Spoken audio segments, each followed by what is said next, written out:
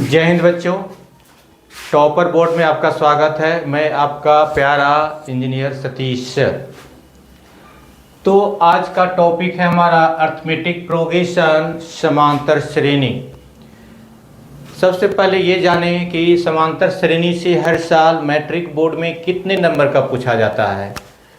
तो आपको जान करके खुशी होगा कि सिर्फ एक टॉपिक समांतर श्रेणी से 10 नंबर पूछा जाता है और ये टॉपिक बहुत ही इम्पोर्टेंट है और मैक्सिमम लड़के इसको 10 में 10 लाते हैं।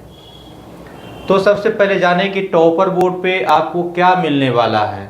इसमें सभी चैप्टर का recording video, live class, chapter wise notes भी आपका 3 तरह का होगा। जो पीडीएफ नोट्स मिलेगा, पहला ऑब्जेक्टिव क्वेश्चन होगा, दूसरा शॉर्ट क्वेश्चन होगा, तीसरा लॉन्ग क्वेश्चन होगा। इसके साथ ही साथ आपको डाउट क्लास में मिलने वाला है। तो सबसे पहले समझें कि अब तक जितना आपने पढ़ा या आगे क्या पढ़ना है। तो सबसे पहले एक चीज़ जाने कि टाइम टी इक्वल टू 0 करना है। आज से पहले आपका कितना समय बर्बाद हो गया ये कोई मायने नहीं रखता है, क्योंकि अगर पीछे वाला टाइम 2 महीने, 3 महीने या 4 महीने आपका पढ़ाई अच्छा से नहीं हुआ या किसी कारण से नुकसान हो गया, चिंता करने की कोई बात नहीं है। आगे आप ध्यान दें, नेक्स्ट में टाइम टी इक्वल टू 0। आगे से अब आपको समय बर्बाद नहीं करना है। वही लिखा हुआ है time T equal to 0। Time T equal to 0 का मतलब हो गया अब से आपको अपना समय बर्बाद नहीं करना है। तो करना क्या है, हर टॉपिक को आपको बढ़िया से पढ़ना है, रिवाइज करना है। ये चैप्टर से 10 नंबर का पूछा जाता है और ये टॉपर बोर्ड चैनल खासकर उनके लिए है जिनका मिशन 2025 में मैट्रिक बोर्ड में 450 प्लस है। कितना? 450 प्लस। जिनका मिशन 450 प्लस या उससे ज़्यादा है उनके लिए ये बहुत ही इम्पोर्टेंट है। और दूसरी चीज़ें, एक चीज़ और जाने कि टॉपर मोड में आपको क्या क्या मिलने वाला है। इसमें पुराने टीचरों का एक अनुभव मिलेगा, बीपीएससी टीचरों का एक शानदार अनुभव मिलेगा, जिससे आपको पूरी जानकारी मिलेगा कि कॉपी में किस तरह से लिखा जाए कि ज़्यादा से ज़्यादा नंबर आप ला सकते हैं, कौन सा क्वेश्चन किस तरह से सॉल्व करें जिससे ज़्यादा से ज़्यादा ला सकते हैं। इसका अगला वीडियो में आपका सारा कुछ मिल जाएगा। तो आप देर ना करें, इस चैनल को सब्सक्राइब कर लें, आगे शेयर कर लें। शेयर अपने दोस्तों कर सकते हैं, फ्रेंड एंड फैमिली कर सकते हैं जिनके यहाँ 10th का बच्चे पढ़ रहे हैं। और उसके बाद लाइक करना ना भूलें। इसको लाइक करना तो बिल्कुल ना भूलें। इससे आपका रिस्पांस मिलेगा तो हमें एनर्जी मिलेगी और आपको ज़्यादा से ज़्यादा अच्छे से अच्छे कंटेंट मिलेगा। इसको शेयर भी ज़रूर करें। शेयर कहाँ कहाँ करना है बच्चों? अपने व्हाट्सएप पे, इंस्टाग्राम पे, फेसबुक पे, हर जगह इसका कर सकते हैं। अब देखना है कि समांतर श्रेणी अर्थमेटिक प्रोग्रेशन होता क्या है। अर्थमेटिक प्रोग्रेशन को शॉर्ट में एपी बोलते हैं और हिंदी में समांतर श्रेणी या समांतर श्रेणी। अब समानांतर श्रेणी होता क्या है बच्चों, इसको अच्छी से समझें आप। एपी में सभी पद एक निश्चित संख्या से बढ़ता या घटता है। एपी में एक निश्चित संख्या से सभी पद घटता या बढ़ता है, उसे हम एपी कहते हैं। और जिस निश्चित संख्या से सभी पद घटता या बढ़ता है उस निश्चित संख्या को शार्प अंतर कहते हैं। क्या कहते हैं? शार्प अंतर। और इसे डी, स्मॉल डी से सूचित करते हैं। इसको एग्जाम्पल के द्वारा आप बहुत अच्छे से समझ सकते हैं। पहला एग्जाम्पल मैं ले रहा हूं आपका 2, 4, 6, 8, 10। आगे भी बहुत सारे टर्म आएंगे। अब देखना है कि 2 से 4 कितना बढ़ गया? 2 से, यानी +2 हो गया। 4 से 6 कितना बढ़ गया बच्चों? 2 से। आगे कितना बढ़ गया बच्चों? 2 से, यानी +2 सब में बढ़ रहा है, 2 सब में बढ़ रहा है। तो एपी में सभी पद एक निश्चित संख्या से बढ़ता या घटता है। एक निश्चित संख्या, इसमें निश्चित संख्या क्या है? 2 है। तो यही निश्चित संख्या जो 2 से बढ़ रहा है इसको हम डी सार अंतर कहते हैं। क्या कहते हैं? सार अंतर। तो ये टर्म हमारा एपी में है और जिसका सार अंतर यानी common difference D equal to 2 है। दूसरा बच्चों आपको बताना है 4, 6, 8, 10 डॉट डॉट इसका सार अंतर क्या होगा और ये एपी में है कि नहीं है। तो देखिए 4 से 6 कितना से बढ़ गया ये, इसमें भी +2। 6 से 8 इसमें कितना हो गया +2, इसमें कितना हो गया +2। ये भी हमारा एपी में है और इसका भी सार अंतर 2 है। कहेगा एपी में है तो बोलना यस सर एपी में है। तीसरा बच्चों आपको बताना है 5, 10, 15, 20 डॉट डॉट। बच्चों इसका सार अंतर कितना है और बताइए ये एपी में है कि नहीं है। बिल्कुल आपका आंसर है 5। 5 से 10 कितना हो गया 5। 10 से 15 कितना बढ़ गया 5। 15 से 20 कितना बढ़ गया 5। तो ये भी हमारा एपी में है और जिसका सार अंतर 5 है यानी कॉमन डिफरेंस 5 है। आगे देखना है बच्चों 3, 6, 9, 12 डॉट डॉट। ये हमारा पहले बताना है एपी में है या नहीं। बिल्कुल बच्चों आपने सही जवाब दिया एपी में है। क्या है? एपी में है जिसका सार अंतर 3 है। अब एक बार कंफर्म हो लें आप एपी में है तो कितना सार अंतर है। ये +3, 3 में 3 ऐड किया तो 6 हो गया। 6 में 3 ऐड किया तो 9 हो गया। 9 में 3 ऐड किया तो 12 हो गया यानी ये भी एपी में है जिसका सार अंतर यानी कॉमन डिफरेंस 3 है। बच्चों 5 नंबर में देखें √3, 2√3, 3√3, 4√3। अब ये बताना है बच्चों एपी में होगा कि नहीं होगा। 3 से 2√3 हो गया, 2 से 3√2 हो गया और 3√3 से 4√3 हो गया। अब 2√3 में √3 चला जाएगा कितना बच जाएगा √3 बच जाएगा। बिल्कुल √3 आप यहाँ से आराम से देख सकते हैं। जैसे सबसे पहले क्या है आगे वाला टर्म से पीछे वाला टर्म को माइनस करते हैं। 2√3 कितना है 2√3 और पीछे वाला √3 है कितना है √3। दोनों में कॉमन क्या है √3 है तो यहाँ बच जाएगा 2 और यहाँ बच जाएगा 1। 2 में से गया तो 1 यानी बच जाएगा आंसर √3। इसका कितना हो जाएगा सार अंतर √3 हो जाएगा। क्या हो जाएगा बच्चों √3 होगा। अब इसको आगे देखिए आप। अब बच्चों एक नए एग्जाम्पल से और इससे आगे बढ़ते हैं। 4 हो जाएगा, 8 हो जाएगा, 12, 16 डॉट डॉट। पहले आपको ये बताइए कि एपी में है या नहीं। तो बिल्कुल बच्चों आपने सही जवाब दिया एपी में है। सार अंतर कितना है बच्चों तो निकाल लेते हैं एक बार। 4 से 8 कितना बढ़ गया 4। 8 से 12 कितना बढ़ गया 4। 12 से 16 कितना बढ़ गया 4 यानी इसका कॉमन डिफरेंस कितना आ गया जिसको डी सूचित करते हैं 4 आ गया। एपी में भी होगा जिसका सार अंतर 4 है।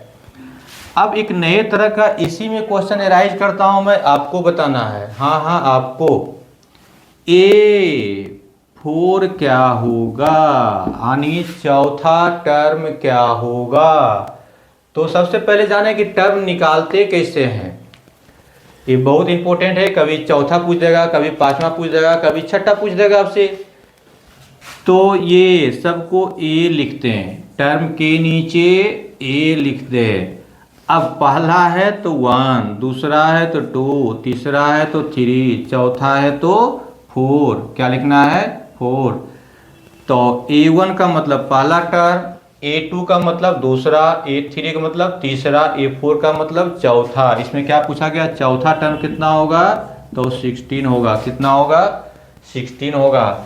अब देखते हैं अगला क्वेश्चन में 7 नंबर में। ये आपका 7 हो जाएगा, 10 हो जाएगा, 13 हो जाएगा, 16 हो जाएगा, डॉट डॉट। अब इसमें बताना है एपी में है या नहीं, दूसरा बताना है कॉमन डिफरेंस क्या होगा, और तीसरा बताना है आपको A5 क्या होगा। तो पहले देखते हैं एपी। 7 से 10 कितना बढ़ गया 3, 10 से 13 कितना बढ़ गया 3, 13 से 16 कितना बढ़ गया 3। तो बच्चों ये एपी में होगा जिसका सार्व अंतर 3 है। कितना है? सार्व अंतर 3 है, 3। अब आगे देखना है A5 निकालना है। A5 का मतलब पांचवा टर्म। तो यहाँ से ए। अब 1 कर दें, 2 कर दें, 3 कर दें, 4 कर दें। अब बच्चों बता सकते हैं कि पांचवा टर्म कितना होगा? बिल्कुल होगा। कितना होगा? 19। क्यों होगा 19? तो सब में 3 बढ़ रहा है। 7 से 10 3 बढ़ गया, 10 से 13 3 बढ़ गया, 13 से 16 3 बढ़ गया। अब 16 में कितना जोड़ेंगे कि अगला टर्म मिल जाए? जितना बढ़ रहा है उतनी जोड़ना है। 16 में 3 जोड़ दिया तो 19, यानी ये हमारा A5 आ गया। क्या आ गया? A5। यानी A5 इक्वल टू आ जाएगा 19। क्या आ जाएगा? 19 आ जाएगा। तो बिल्कुल बच्चों A5 हमारा 19 आ गया है। अब अगला आपको बताना है कि इसमें AP है या नहीं। 7, 14, 21, 28 बताना है AP में होगा कि नहीं, और इसका सार अंतर कितना है, उसके बाद A3 कितना है, यानी तीसरा टर्म कौन सा है। तो 7 में कितना जोड़े 14 आ जाएगा। 7 + 7 14, 14 में 7 जोड़ेंगे तो 21, 21 में 7 जोड़ेंगे तो 28। तो सब में एक निश्चित संख्या से बढ़ रहा है, इसलिए करके AP होगा। बिल्कुल बच्चों समझ में आ रहा है। तो ये हमारा AP में होगा, और इसका सार अंतर जो सभी पद में एक निश्चित संख्या से बढ़ रहा है। कितना बढ़ रहा है? 7। अब कहता है A3 यानी तीसरा टर्म क्या होगा। तो पहला, दूसरा, तीसरा कितना होगा? 21 होगा। क्या होगा? 21 होगा। ठीक है बच्चों, 21 होगा। अब आगे एक क्वेश्चन देता हूं जो आपको कमेंट में आंसर बताना है। AP में है या नहीं, इसका सार अंतर कितना है, उसके बाद इसका पांचवा टर्म क्या है।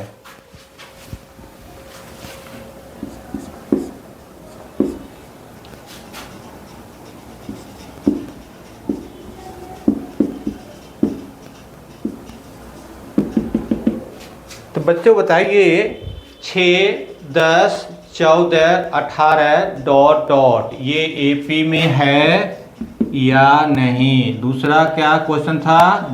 सार अंतर कितना होगा, उसके बाद A5 क्या होगा। बताइए AP में है कि नहीं।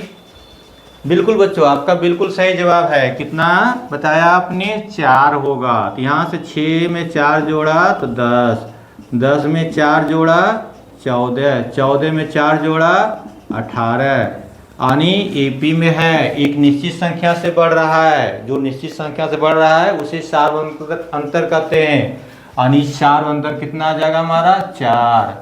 अब पांचवा टर्म कहता है, तो पहला, दूसरा, तीसरा, चौथा, पांचवा कितना हो जाएगा? 22। कितना हो जाएगा? 22। तो ये पांचवा टर्म हो जाएगा हमारा 22। ठीक है बच्चों। अब ये आपको बताना है AP में होगा कि नहीं होगा।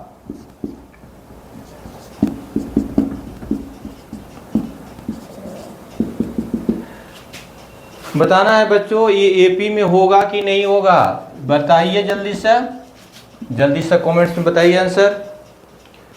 तो 5 में 4 जोड़े 6 जोड़े तो ये 11 हो गया। 11 में 4 जोड़े तो कितना आ गया? 15। 15 में 5 जोड़े तो 20 आ गया। अब देख रहे हैं बढ़ रहा है, लेकिन कोई फिक्स संख्या से नहीं बढ़ रहा है। कभी 6 से बढ़ रहा है, कभी 4 से बढ़ रहा है, कभी 5 से बढ़ रहा है। इसलिए करके AP में नहीं होगा। जब AP में नहीं होगा तो सार्वंतर भी नहीं निकाल सकते। जब सार्वंतर निकाल सकते तो अगला पद भी आप नहीं बता सकते कि कौन सा होगा। ठीक है बच्चों, अब यहां से